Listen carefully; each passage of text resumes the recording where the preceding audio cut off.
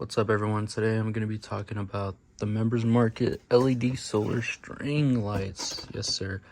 This is a pretty easy setup. You have all your bulbs in here. You know, they come with 15. And they're actually made out of plastic, so you don't have to worry about them shattering and stuff like that. This came in here as well. You also have a couple screws. And you have this stick in the ground. I didn't take that out because I'm not going to put it in the ground. And then this is like your wall mount, so you just simply slide this off. You'd put this on whatever wall you're gonna put it on. You put the screws in, and then I believe you put that one in here and you slide it on. I believe you should be able to slide it on like that. I believe so.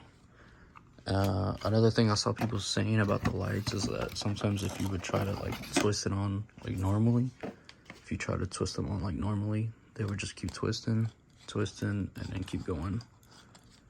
Yeah.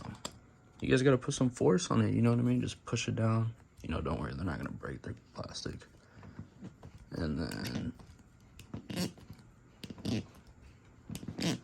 there you go.